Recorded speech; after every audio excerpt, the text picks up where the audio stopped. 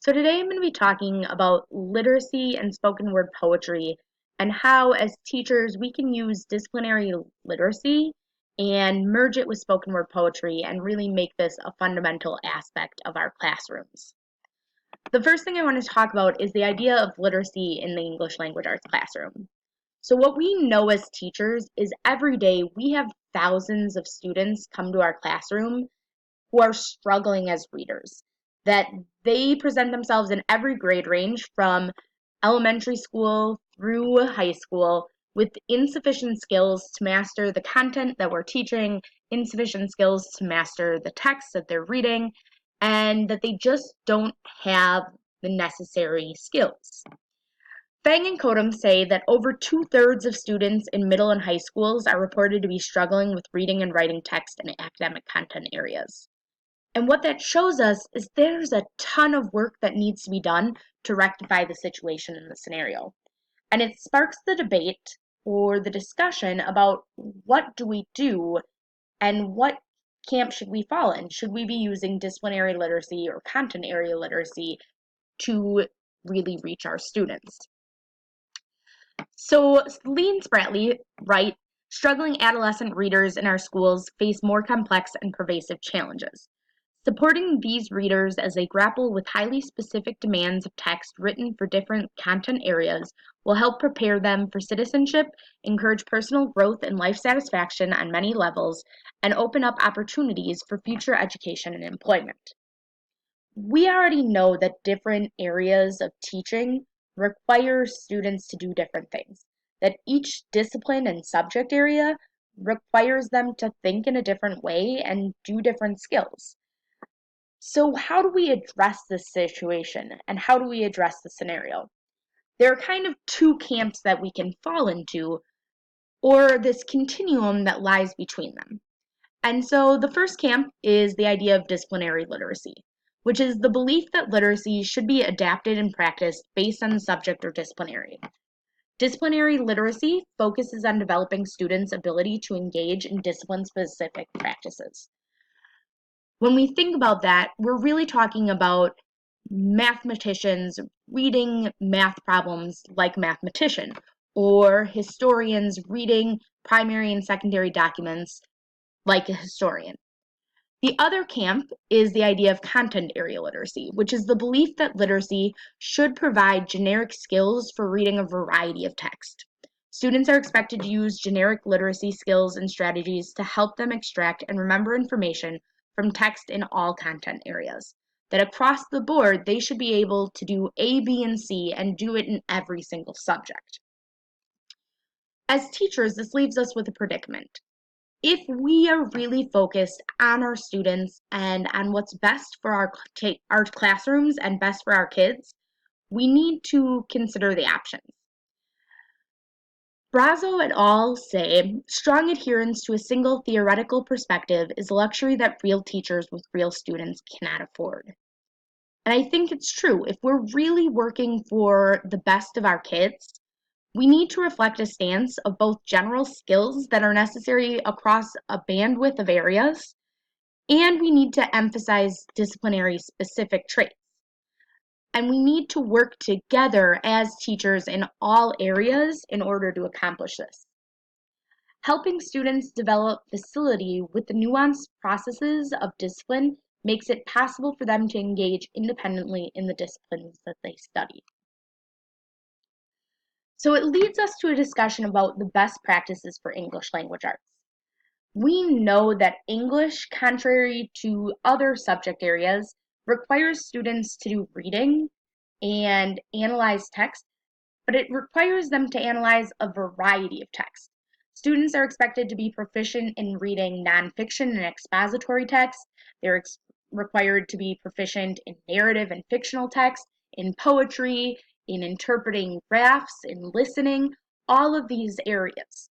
We also know that students are expected to analyze text, to identify the structures that authors use in their writing, and to evaluate author choice and how authors go about doing what they do.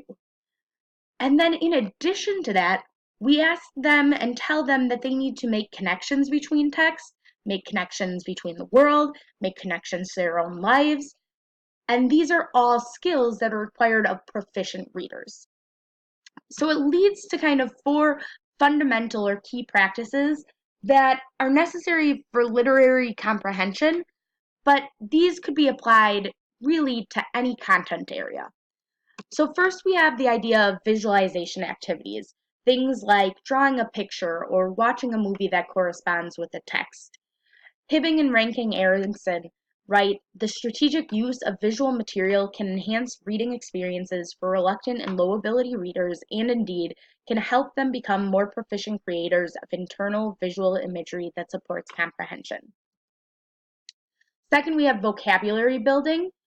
The students need to have more than a general sense of a term. They need to have a nuanced understanding of the word's use in relation to context, its permutations, and its potential implications. And so the idea is that the more we give students the background in vocabulary, the stronger their comprehension of a text can be. Third, we have peer collaboration. When students have the opportunity to talk about their reading, comprehension increases and retention of information is strengthened. And that comes from Latimer.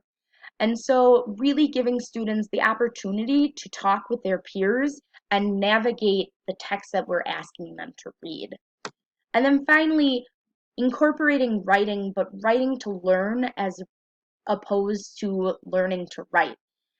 And again, from Latimer, she writes, when students capture new learning and writing, their retention of information increases and their understanding of complex concepts is strengthened. And these 4 practices really lay at the foundation of what we do as English teachers and teachers in general. So how does this apply to the idea of spoken word poetry? Well, first, spoken word poetry is the act of performance poetry. It's the embodiment of the page coming alive and becoming a living, breathing piece of artwork. We are meant to experience it, watch it, interact with it, appreciate it. It's meant to be an opportunity for us to truly embrace what's happening. There are hundreds of spoken word poets who are currently on the scene today. And in addition to that, there are a variety of spoken word events. So there are huge international and national competitions, and then there are small open mic experiences. One group in specific that works with middle, high school, and early college students is an organization called Brave New Voices. And they are an international competition for middle, high school, and early adult students as they find their spoken word voice. And this has led to many artists becoming integrated into the classroom and working alongside classroom teachers to incorporate spoken word poetry into education. So what are the implications for spoken word poetry in the classroom? Why should we use it? Well, spoken word poetry allows teachers to emphasize arts integration and authenticity as our students participate in both sides of the experience. They get to be the listener and the speaker, and they get to have both opportunities. In addition, it bridges the expanse between a student's life inside the classroom and outside the classroom, and it builds on the knowledge they have in both arenas. We know that they have knowledge in both areas. It positions students as both a learner and a teacher. It unites people of diverse groups and it forms interpersonal connections so people can relate to one another and grow from those experiences. It expands on students' identities as literate individuals and shows them the value of both written and spoken language. And it calls listeners to action. It calls us as listeners to feel and experience something outside of our normal experiences. So Sarah Kay is probably my favorite spoken word poet, and she provides a lot of TED Talks. She's known for a TED Talk called If I Should Have a Daughter, or Point B, where she talks about the implications of spoken word poetry.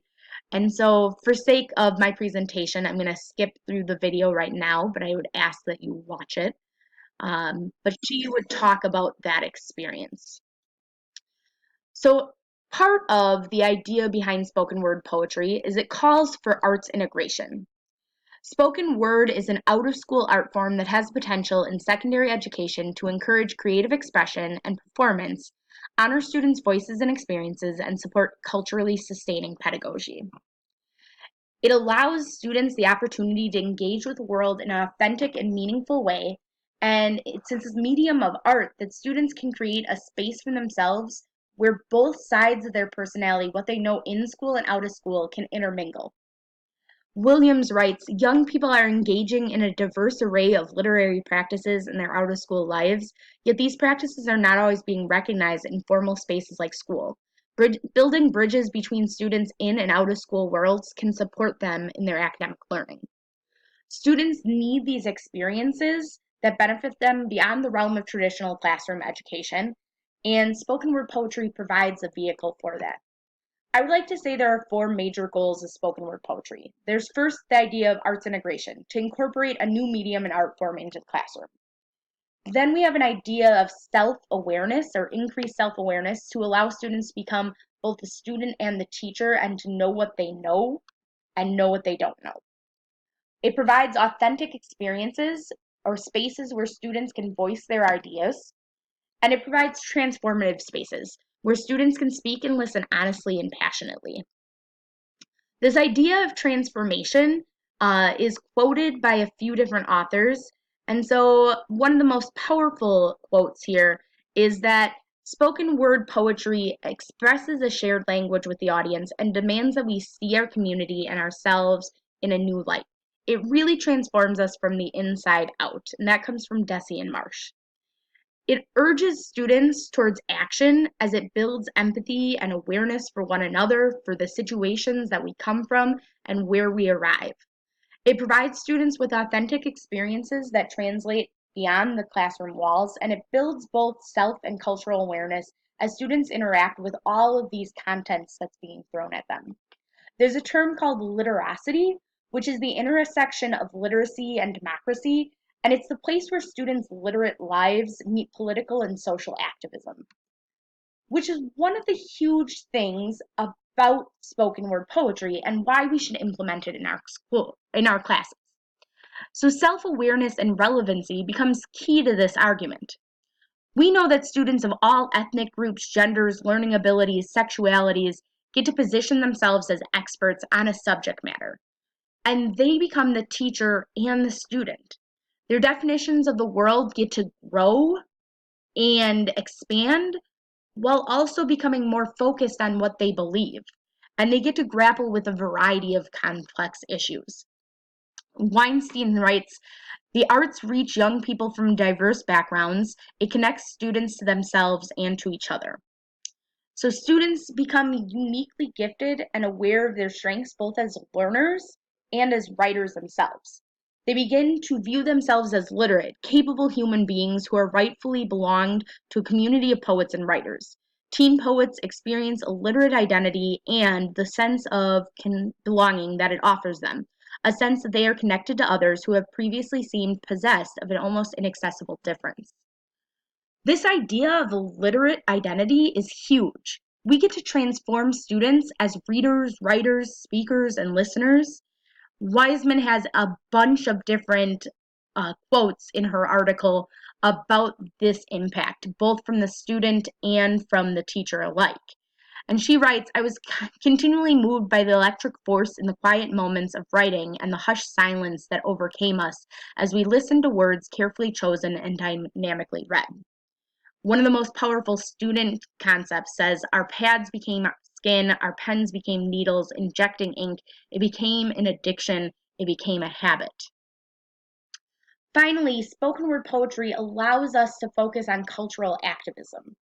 Spoken word venues serve as political spheres of social and political engagement and validation, providing audience members and poets new ways of thinking about and interacting with the world. We leave spoken word poetry transformed and changed, and it's because of that transformation that we're called to action and some sort of activism can come about. So when we think about this, disciplinary literacy really can incorporate this idea of spoken word poetry.